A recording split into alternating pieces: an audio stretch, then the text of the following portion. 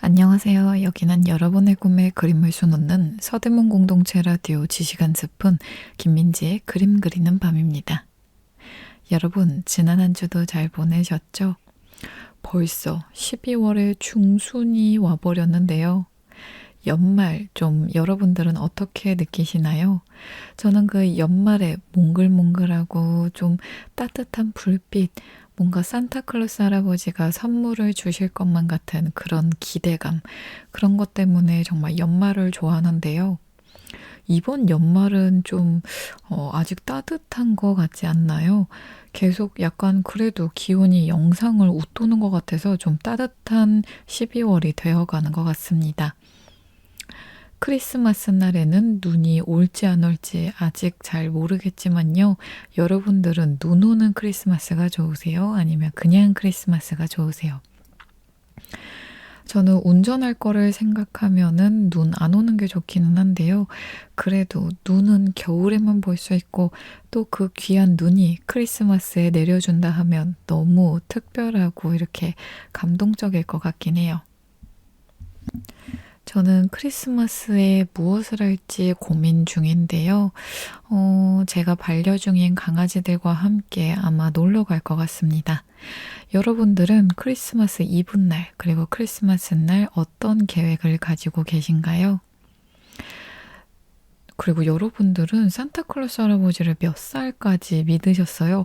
저는 약간 좀 오랜 기간 믿었던 것 같아요. 뭐 아니겠지라는 말을 하는 친구들도 이제 나이가 들어갈수록 덜어 있었는데 그래도 그 산타클로스 할아버지가 나에게는 꼭 오실 거야. 우리 집에는 꼭 오실 거야. 그런 희망과 그런 들뜬 설렘 그런 게 너무 좋아서 산타클로스 할아버지는 없어. 가짜야. 이런 말을 믿기가 싫었던 것 같아요. 그리고 저는 진짜 실제로 있다고 생각을 합니다. 여기 한국까지 못 오셨을 뿐이지 저는 실제로 있다고 생각을 해요. 그 산타클로스 할아버지만이 주실 수 있는 그런 좀 감동적인 선물, 또 그때만의 이벤트, 이런 걸로 어린이들이 1년을 또 되게 보람차고 열심히 착하게 살 수 있는 이런 원동력이 되는 것 같다고 생각합니다. 크리스마스 곧 있으면 또 여러분들이랑 크리스마스 인사 나누고 연말 인사 나누고 2026년 새해 인사를 나눌 것 같은데요. 어쩜 이렇게 세월이 빠를까요? 여러분도 다들 그렇게 느끼실까요? 세월이 점점 빨라지는 것 같아서 정말 세월이 야속해 이 말이 점점 더 와닿습니다. 자, 오늘도 제가 재미있고 알찬 그림 이야기 준비해 왔으니까요. 저희는 첫 번째 곡 듣고 다시 만나보도록 하겠습니다. 오늘 들어보실 첫 번째 곡은요. 백예린의 다시 난 여기입니다.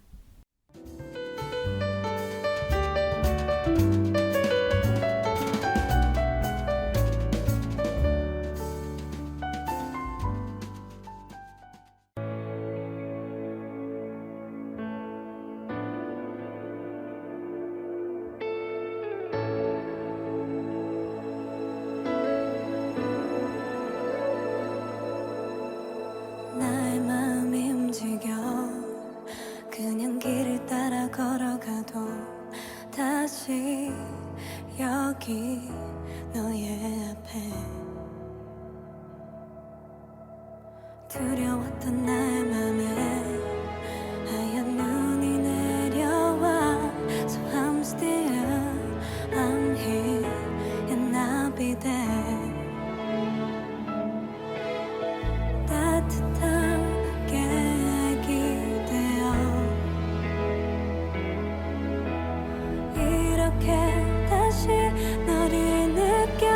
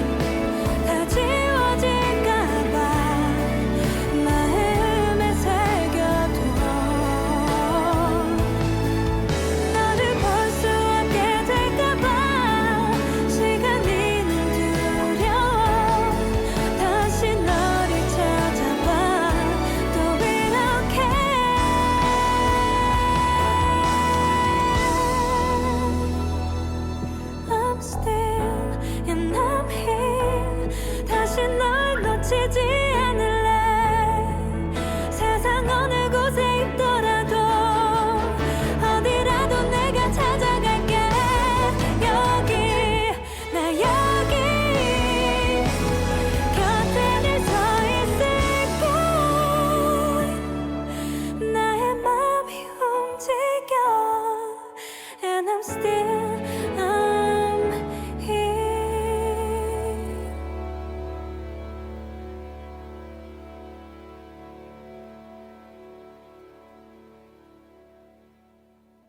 여기는 여러분의 꿈에 그림을 수놓는 서대문 공동체 라디오 지식은 스푼 김민지의 그림 그리는 밤입니다.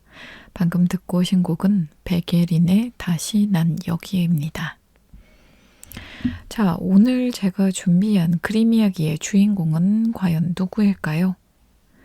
오늘 그림 이야기의 주인공은 조금 성별이 이때까지 알아왔던 화가들과는 다른데요.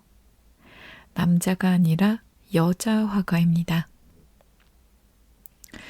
우리나라 최초의 여성 서양 화가이죠. 자, 두구두구두구. 오늘 그림 이야기의 주인공은 바로 나혜석 화가입니다. 나혜석 화가에 대해서 자세하게 들어가기 전에 간단하게 말씀드리자면요. 나혜석은 한국 근대기의 화가로 우리나라 최초의 여성 서양 화가입니다. 그녀는 도쿄 사립여자미술학교에서 유학한 뒤 개인전과 전람회를 통해 활발한 활동을 했고요. 세계 여행 중에 파리에서 그림 공부를 한 적도 있습니다. 또 그녀는 인물화와 풍경화를 주로 그렸고 후기 인상주의와 자연주의적 경향의 아카데믹한 화풍을 구사하다가 파리 유학 후에는 야수주의 영향이 나타난 화풍을 사용한 화가입니다. 자, 이러한 나혜석 작가의 좀 자세한 일대기부터 알아보도록 하겠습니다.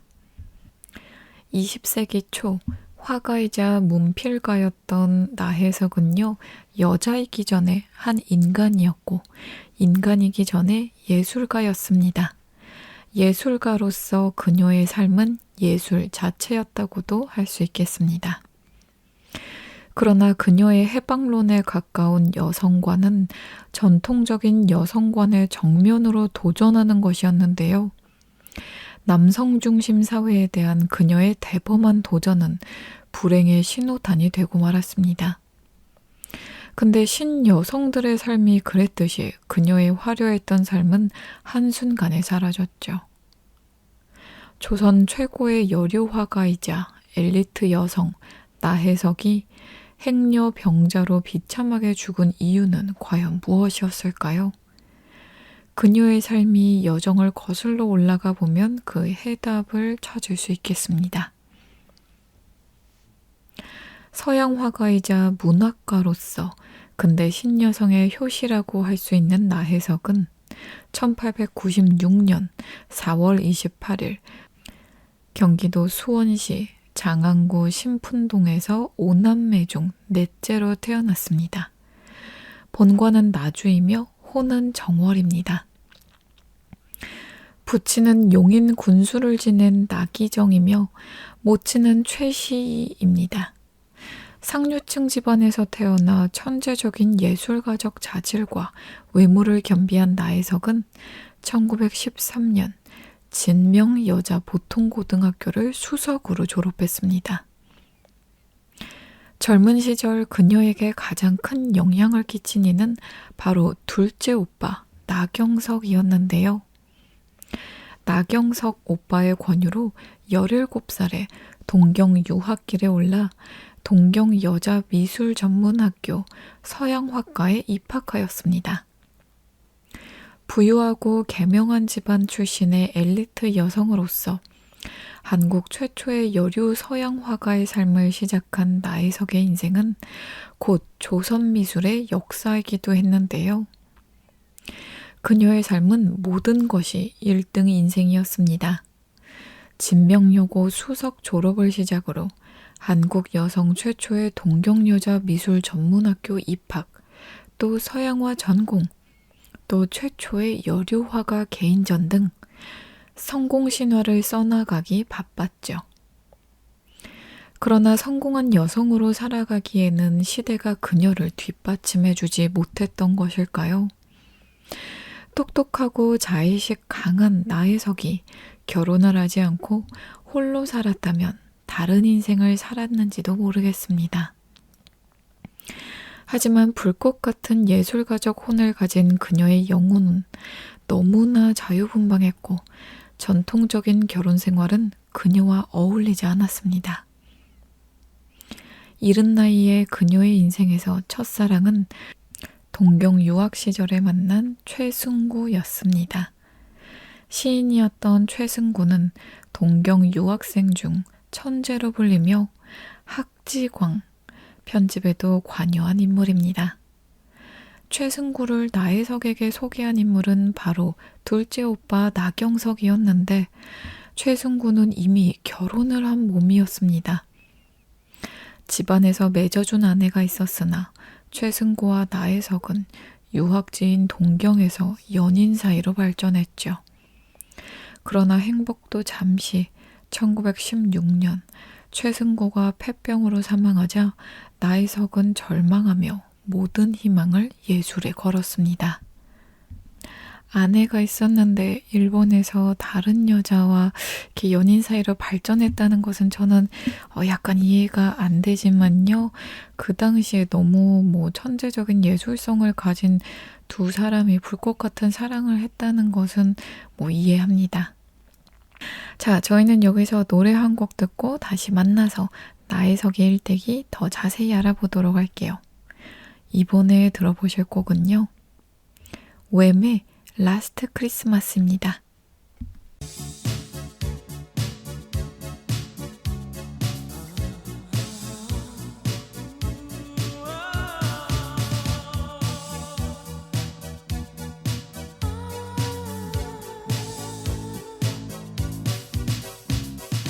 Last Christmas I gave you my heart, but the very next day you gave it away.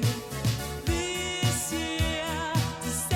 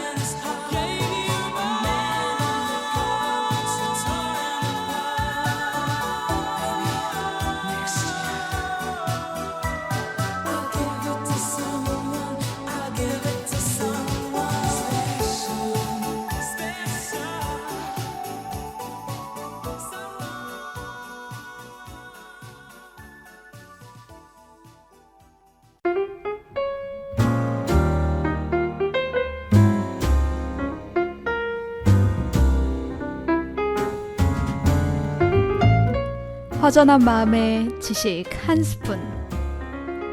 그림과 책, 인문학과 인도 이야기, 그리고 마음 나누는 대화법까지. 지식 한 스푼의 풍성한 주제로 오늘도 지식 충전하세요.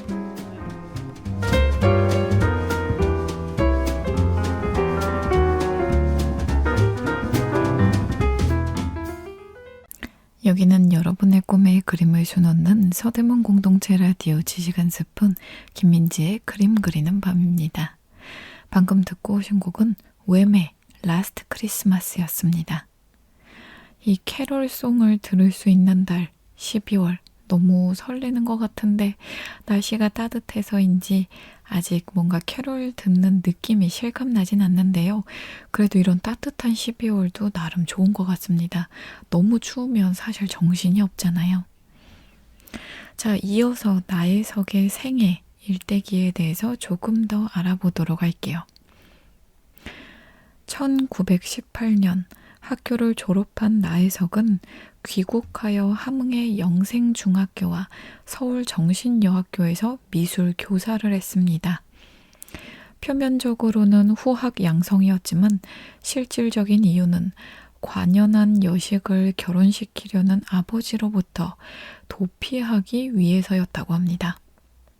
어릴 적부터 부모의 애정 없는 결혼 생활을 지켜본 그녀는 어머니와는 다른 인생을 살고자 했다고 합니다. 나혜석은 그 뒤로 1920년 김우영과 결혼했습니다. 김우영은 일본 유학생 출신으로 전도 유망한 외교관이었는데요. 나혜석은 김우영의 6년 구애를 받아들여 이미 결혼 전력이 있는 그와 서울에서 성대한 결혼식을 올렸다고 합니다. 김우영은 나혜석보다 10년 연상으로 한 번 결혼했다가 상처한 상태였습니다. 도쿄 제국대학 법학부를 졸업한 뒤 1919년 여름 변호사 자격을 갖고 서울에서 3.1운동 관련자들을 변호하기도 했고 나혜석이 3.1운동 때 투옥되자 그녀를 변호하기 위해 달려왔을 정도로 그녀를 굉장히 사랑했던 남자입니다. 김우영은 나혜석의 개성을 이해하는 훌륭한 외조자로서 이 결혼은 모든 사람의 부러움의 대상이 되었죠. 당시 나혜석은 결혼 조건으로 김우영에게 4가지의 약속을 받아냈다고 하는데요. 일생을 두고 지금과 같이 나를 사랑해 줄 것과 그림 그리는 것을 방해하지 말 것, 또 시어머니와 전실 딸과는 함께 살지 않도록 해줄 것, 또 그리고 첫사랑 최순구의 묘지에 비석을 세워줄 것을 요구했습니다. 와, 근데 이 4가지 약속이 되게 어떻게 보면 지금 이 21세기의 신여성 또 되게 자신감 넘치고 당당한 여성들이 요구할 수 있는 약간 그런 요구사항인데 이것을 이 당시에 요구했다니 정말 생각이 깨어있고 되게 당찬 여성분인 것 같아요. 저는 이런 분이 너무 부럽습니다. 당시에 김우영은 너무 파격적이라 할 수 있는 이 요구를 아무런 조건 없이 받아들였다고 합니다. 그 정도로 그녀를 사랑했나 봐요. 김우영은 그녀의 희망대로 신혼여행길에 병사한 최승구의 묘에 들러 비석을 세워주었습니다. 하지만 그들의 파격적인 결혼 생활은 두고두고 다른 사람의 입에 오르내리는 구실이 되고 말았죠.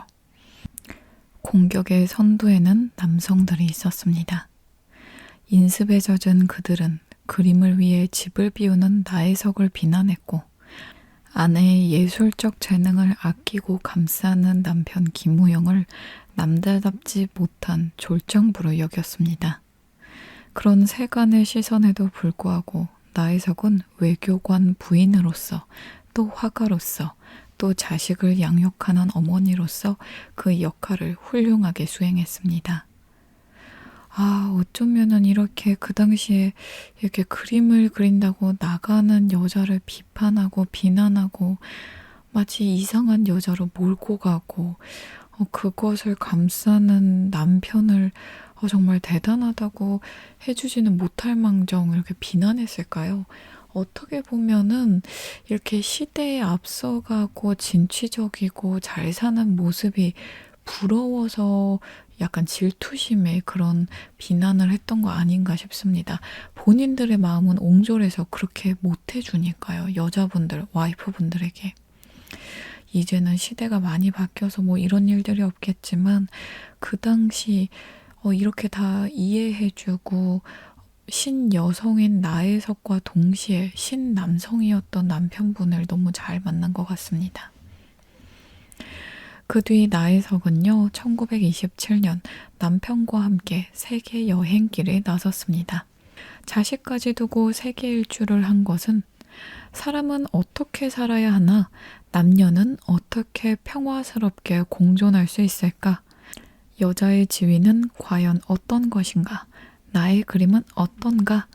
하는 철학적 또 예술가적 고민을 해결하기 위해서였다고 합니다. 세계 여행은 성공적이었습니다. 유럽 여행은 그녀에게 새로운 영감을 주었고 서구의 여성 운동과 지위 등을 견문할 기회가 되었죠. 또 답답한 조선 사회와는 달리 서구 사회는 그녀에게 유토피아였고 해방구였습니다. 그러나 세계 여행은 그녀에게 행복과 불행을 동시에 안겨다 주었는데요. 파리에서 만난 천도교 지도자 최린과의 만남은 그녀의 인생을 뿌리부터 뒤흔들었습니다. 최린과의 만남이 어떻게 영향을 주었길래 그랬을까요? 자, 저희는 여기서 노래 한 곡 듣고 와서 다시 이야기 나눠보도록 하겠습니다. 이번에 들어보실 곡은요, 전상근의 사랑이란 멜로는 없어입니다. 끝이라고 우리 다신 마주하지 말자. 내게 모질게도 됐던 그대에게 처음으로 내뱉은 말, 아직 사랑하는데 더는 내 곁에 없단 걸 알아. 너 먼저 떠나고 혼자 남겨진 나는 오늘도 한숨만 내쉬며 걷는다. 사랑이란 멜로는 없어. 그렇게 사랑했던 우리가 남이 되는 게 돌아오지 않을 네 뒷모습을 보며 아직 너를 사랑한다고 말하지 못했어. 사랑이란 멜로는 없어. 혹시 네가 다시 돌아오면 고백할게. 거짓말이라고 보고 싶었다고 우연이라도 마주치길 바래왔었다고. 오늘 하루가 참 길어. 우리 그렇게 헤어지던 날 애써 웃음을 지었던 내가 참 바보 같죠. 그때 널 잡았었다면 지금 달라졌을까. 사랑이란 멜로는 없어. 그렇게 사랑했던 우리가 남이 되는 게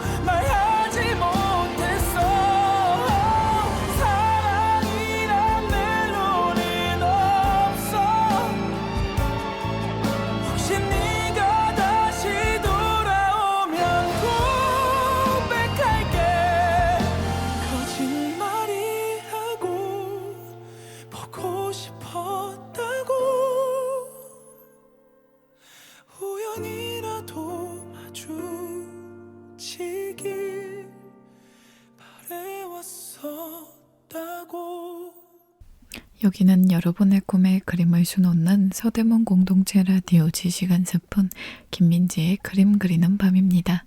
방금 듣고 오신 곡은 전상근의 사랑이란 멜로는 없어였습니다.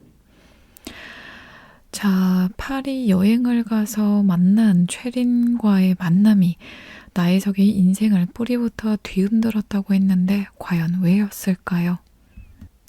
3.1운동 때 함께 투옥된 경험이 있고 취미가 다양하며 그림에도 조예가 있는 최린은 한순간에 나혜석을 사로잡았다고 합니다.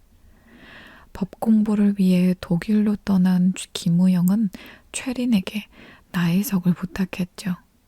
남편이 떠난 뒤 시작된 두 사람의 깊은 교제는 재불 조선사회를 시작으로 조선까지 널리 소문이 퍼져버렸습니다. 그렇게 6년 동안 구애를 하고 본인을 적극적으로 지지해주고 사랑해줬던 남편 김우영을 두고 또 어떻게 새로운 남성에게 마음이 갈 수 있을까요? 저는 이 부분은 조금 이해되지 않습니다. 귀국한 뒤 나혜석은 생계가 곤란해지자 최린에게 도움의 편지를 보냈는데요. 그러나 내 평생을 당신에게 맡기오 라는 편지 내용은 아는 지인을 통해 와전되어 남편인 김우영의 경로를 샀죠. 이때는 이미 최린의 관계를 한 번 용서한 뒤였습니다. 두 번의 용서는 없었습니다. 김우영은 이혼을 청구하면서 만일 승낙하지 않으면 간통죄로 고발한다고 했습니다. 나혜석과 관계가 좋지 않았던 시댁 식구들 또한 이혼을 종용했죠. 나혜석은 이혼하지 않으려 몸부림쳤습니다. 하는 수 없이 추후 2년간은 서로 다른 사람을 만나지 않으면서 재결합 가능성을 모색해보자는 조건으로 이혼에 합의했죠. 그러나 김우영은 곧 다른 여성과 결혼했습니다. 재결합을 희망한 나혜석은 절망감을 느꼈는데요.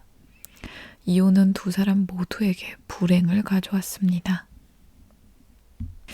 이렇게 남편 김우영을 잃는 슬픔을 생각했다면 나혜석 화가 본인도 새로운 남성에게 이렇게 마음을 여는 일은 없었어야 됐는데 그러니까 이게 참 내로남불 이런 게 참 어려운 것 같아요. 근데 저는 진짜 남녀 사이에는 신뢰가 제일 중요한 것 같습니다. 이혼이 나혜석과 김우영 모두에게 불행을 가져왔다고 했잖아요. 재혼한 김우영 또한 배신감과 함께 가정을 지키지 못한 못난 남자라는 낙인으로 고통을 받으며 그의 인생 또한 무너져 내렸습니다. 그러니까 이게 참 잘못을 저지른 사람뿐만 아니라 그것을 당한 그 피해자도 평생 마음의 고통 속에서 살아가거든요. 그래서 정말 이런 사람을 만나지 않는 게 정말 복인 것 같아요. 인형의 집 노라가 된 나혜석은 젊은 날 노라 부인을 열망했던 그녀였지만요. 현실은 자식을 두고 빈몸으로 쫓겨난 이혼녀였습니다. 자식에 대한 그리움으로 그녀는 김우영에게 재결합을 강하게 요구했죠. 애끓는 모성애였습니다. 그러나 김우영은 자녀들과의 만남조차 거부해버렸습니다. 남편과 최린으로부터의 버림.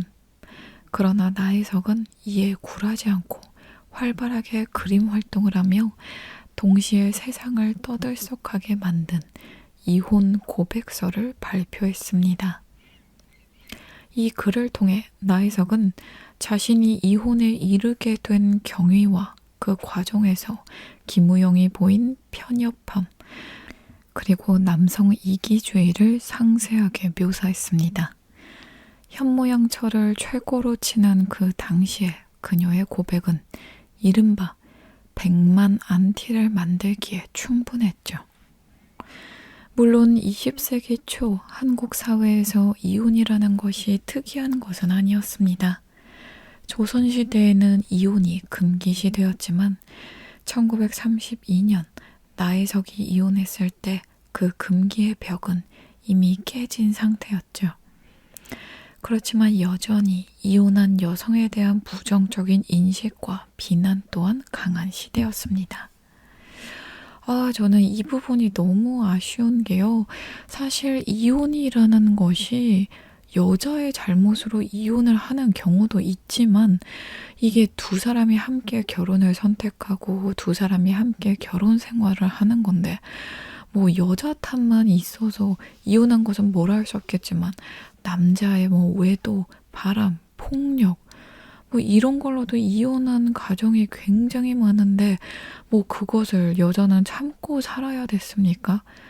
그거는 진짜 아닌 것 같아요. 폭력을 휘두르고 외도를 하는데 어떤 마음가짐으로 가정을 보살필 수가 있겠어요. 지금에야 뭐 이혼 여성들이 나와서 좀 뭐 활동도 하고 미디어에도 노출되곤 하지만 아직도 그 시선이 곱지 않은 느낌은 있는 것 같아요. 하지만 저는 이제는 이 21세기 현대 시대에는 이혼이 절대 흠이 아닌 것 같습니다. 그래서 그 당시 조선시대 또 1930년대, 40년대 이때 이혼하셔서 마음고생하셨던 분들 또 참고 사느라고 이혼 못하셨던 분들 너무 대단하고 또 이렇게 애잔한 마음이 동시에 들곤 합니다. 저희는 여기서 노래 한 곡 듣고 다시 만나보도록 할게요. 이번에 들어보실 곡은요. 2NE1의 내가 제일 잘 나가입니다.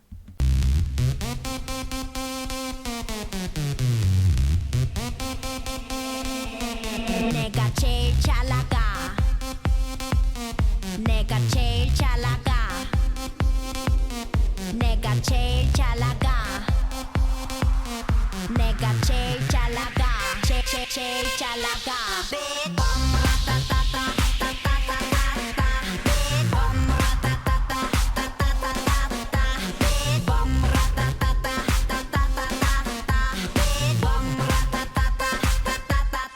Oh my god. 누가 봐도 내가 좀 죽여주잖아. Right. 둘째 가라면 이 몸이 서럽잖아. Right. 남들을 따라오지만 난 앞만 보고 질주해. 네가 앉은 테이블 위를 뛰어다녀 I don't care. 건드리면 감당 못해 I'm hot hot hot hot fire 뒤집어지기 전에 제발 누가 날 좀 말려 옷장을 열어 가장 상큼한 옷을 걸치고 거울에 비친 내 얼굴을 꼼꼼히 살피고 지금은 8시 약속 시간은 8시 반 도도한 걸음으로 나선 이밤 내가 제일 잘 나가 내가 제일 잘 나가 내가 제일 잘 나가 내가 제일 잘 나가 제일 잘 나가 내가 봐도 내가 좀 끝내주잖아 Right. 네가 달아도 이 몸이 부럽잖아 Right. 남자들은 날 돌아보고 여자들은 따라해 내가 앉은 이 자리를 매일 난 막 피곤해 순수인 작품만 잡는 어릴버릴한 플레이어 너 빨아빠진 타이어처럼 보기 좋게 차이야 어떤 비교도 난 거부해 이건 겸손한 얘기 가치를 논하자면 난 billion dollar baby 뭘 좀 아는 사람들은 다 알아서 알아봐 아무나 잡고 물어봐 누가 제일 잘 나가 내가 제일 잘 나가 내가 제일 잘 나가 내가 제일 잘 나가 내가 제일 잘 나가 제일 잘 나가 누가 네가 나보다 더 잘 나가 No no no no 나 나 나 나 누가 네가 나보다 더 잘 나가 No no no no 나 나 나 나 누가 네가 나보다 더 잘 나가 No no no no 나 나 나 나 누가 네가 나보다 더 잘 나가 No no no no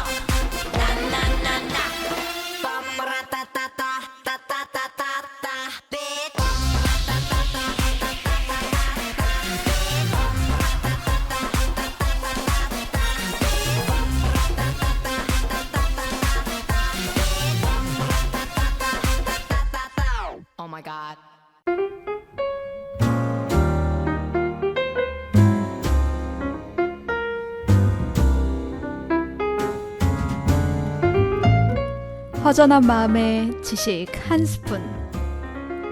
그림과 책, 인문학과 인도 이야기, 그리고 마음 나누는 대화법까지. 지식 한 스푼의 풍성한 주제로 오늘도 지식 충전하세요.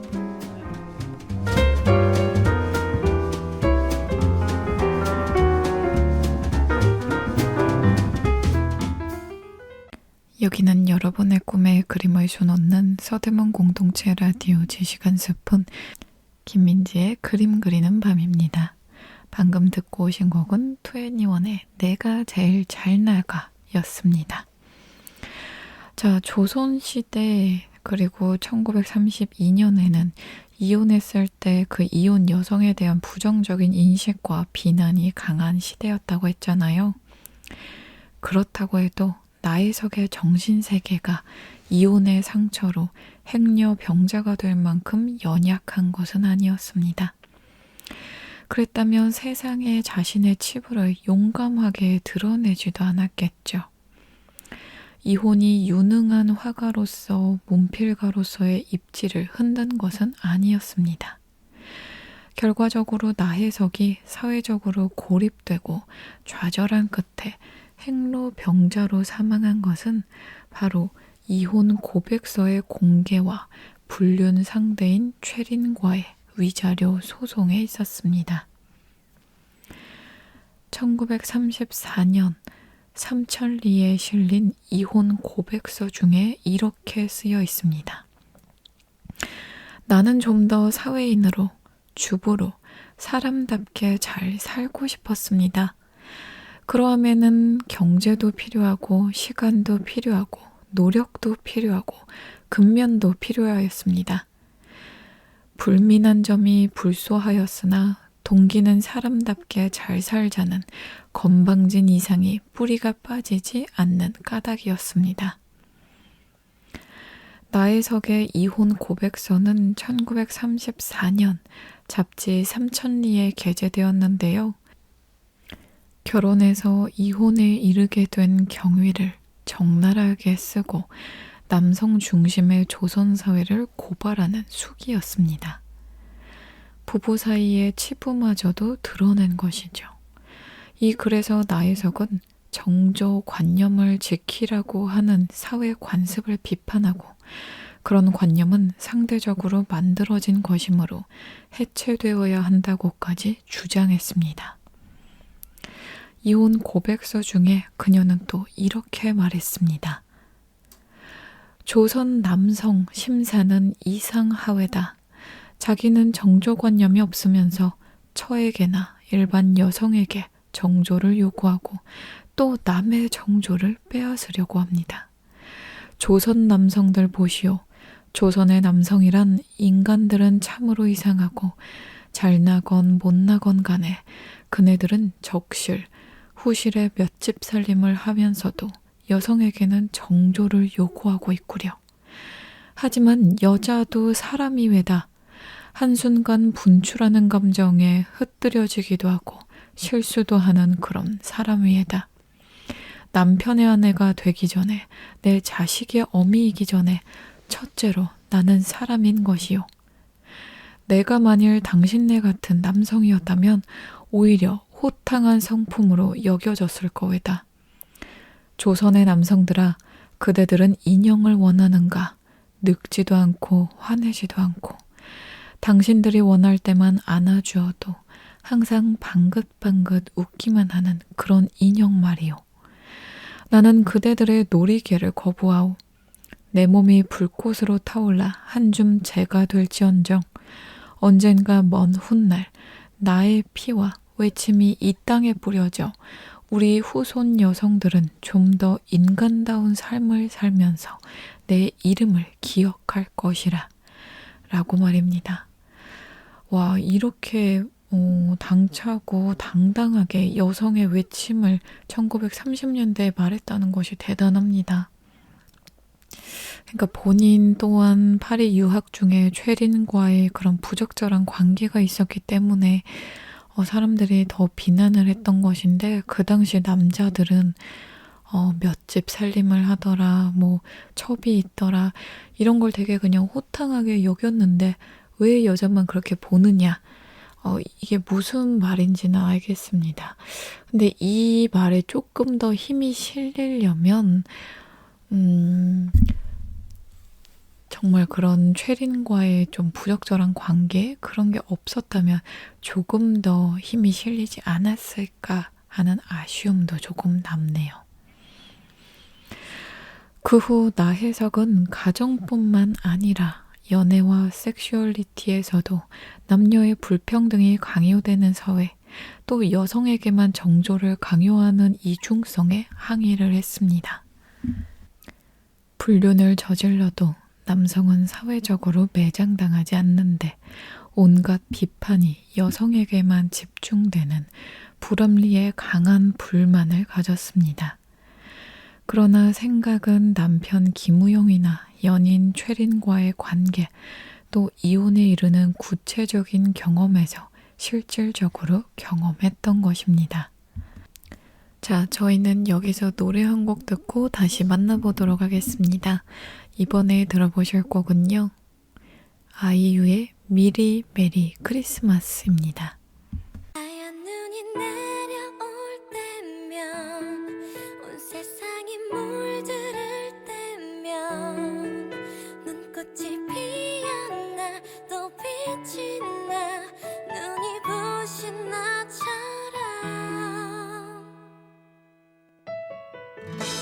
Yeah, girl. You should know that. That my heart beats like.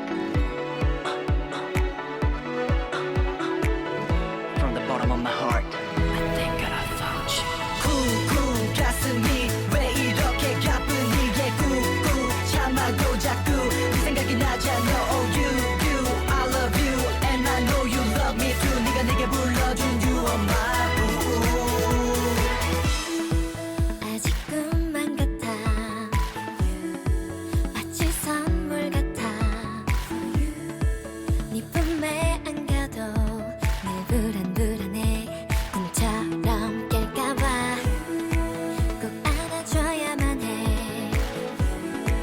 아껴줘야만 해 큰맘 먹고 네가 돼준 걸 하늘에게 감사해 하얀 눈이 내려올 때면 온 세상이 물들을 때면 눈꽃이 피었나 또 빛이 나 눈이 부신 나처럼 사랑할 수밖에 없어서 사랑한 네 손잡고서 전남이를 걸어 발자국을 새겨 이제 끝까지 걸어갈 거야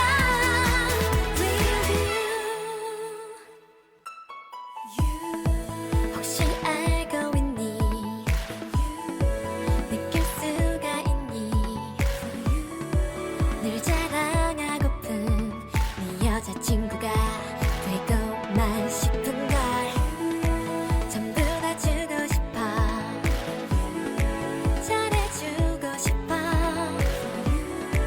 단 그 다음에 겨울 넌 너의 곁에 있을게 하얀 눈이 내려올 때면 온 세상이 물들을 때면 눈꽃이 피었나 또 빛이 나 눈이 부신 나처럼 사랑할 수밖에 없어서 사랑한 네 손잡고서 전남이를 걸어 발자국을 새겨 이제 끝까지 걸어갈 거야 With you 매일매일 너 때문에 행복해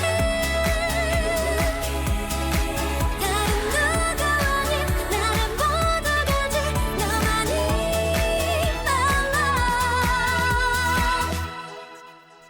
나도 믿기지 않아 지금 네가 내 옆에 이렇게 손 꼭 잡은 채 걷는다는 게 하얀 눈보다 더 뽀얀 네 볼에 키스해줄게 baby 빨갛게 물들게 baby 다가오는 크리스마스에는 기다리던 그날만큼은 네 곁에 있을래 하루 종일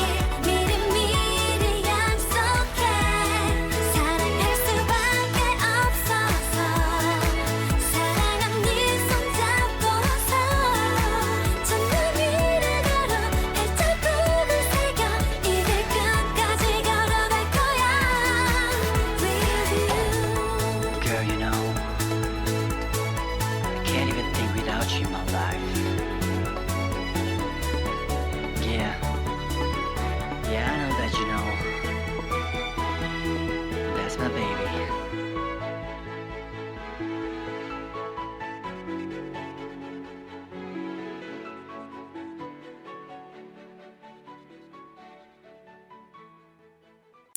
여기는 여러분의 꿈에 그림을 수놓는 서대문 공동체 라디오 지시간 스푼 김민지의 그림 그리는 밤입니다.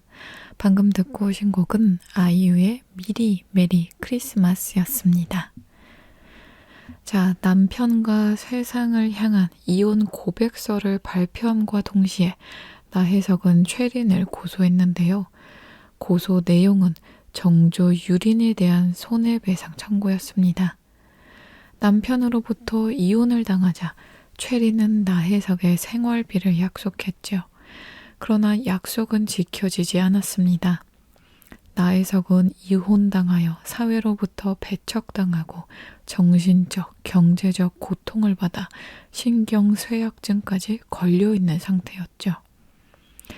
나혜석은 최린에게 위자료 12,000원을 배상하라고 청구했는데요. 사회적으로 매장당한 자신과 달리 최린은 출세 가도를 달리고 있었습니다. 모든 것이 불합리했던 것이죠. 진보적이었다고 생각한 남편이나 최린 모두 실질적인 섹슈얼리티의 문제에서는 여느 남성과 차이가 없었다고 생각했습니다. 나는 남편을 속이고 다른 남자를 사랑한 것이 아니라 오히려 남편과 정이 두터워지리라 믿었을 뿐이다. 가장 진보적인 사람에게 마땅히 있어야 할 감정이다. 이러한 나혜석의 고백은 지탄의 대상이 되기에 충분했습니다. 그녀의 자유로운 연애관은 프랑스 남녀 연애관의 연장이었죠. 그러나 조선사회에서는 그 당시에는 절대 통용될 수 없던 자유연애였습니다. 사회적, 경제적으로 혜택을 받은 엘리트 여성 나혜석. 그녀의 여성 해방론은 가부장적 사회 제도와 남성 중심 의식에 대한 과감한 도전이었습니다. 종래 금기시됐던 섹슈얼리티에 대한 남녀 불평등까지 포함하여 그간 수백 년간 지켜졌던 정조관념을 바로 그녀가 깨부수고자 했던 것입니다. 그녀의 이러한 여성 해방론은 진정 진보적인 것이었을까요? 그녀는 죽기 전까지 보고 싶은 자녀들을 보지 못하는 고통 속에서 살았다고 합니다. 여성으로서는 해방을 부르짖었지만 천륜에서 해방된 것은 아니었죠. 누구보다도 강한 모성애를 가진 여성이었기 때문입니다. 이렇게 나혜석은 우리나라 최초의 여성 서양 화가라는 점에서 의미가 큰데요. 그녀가 혼란스러운 사회적, 개인적 상황 속에서도 꾸준히 미술과 저술 활동을 한 것은 긍정적으로 평가받습니다. 또한 나혜석이 적극적인 활동을 한 여성 화가라는 점과 그녀의 사파, 글에 드러난 여성과는 그녀가 선구적인 여성 운동가로 평가받는 요인으로 손꼽히고 있습니다. 자, 이렇게 오늘 신여성 나혜석에 대해서 알아봤는데요. 우리나라 최초의 여성 서양 화가라는 점만 굉장히 독특한 특징인 줄 알았는데 우리나라에서 정말 처음으로 이렇게 진취적인 여성관을 가지고 실제로 그것을 그림과 글에 담았다는 점이 정말 인상 깊습니다. 그 당시에 사실 여성이 목소리 내기 굉장히 어려웠던 시기였는데 그 목소리도 굉장히 그런 사회관념과 남성주의 사상을 깨부수고자 했던 그런 의도가 담긴 글과 그림이기에 더욱 의미가 큰 것 같습니다. 자, 오늘 이렇게 나혜석 작가에 대해서 알아봤는데 여러분들 좀 유익하고 재미있는 시간 되셨을까요? 다음 주에는 기회가 된다면 제가 나혜석 작가의 작품 위주로 한번 공부해와서 여러분들과 이야기 나눠보도록 하겠습니다. 지금까지 여러분들의 꿈에 그림을 수놓는 서대문 공동체 라디오 지시간 스푼 김민지의 그림 그리는 밤을 진행한 아나운서 김민지였습니다.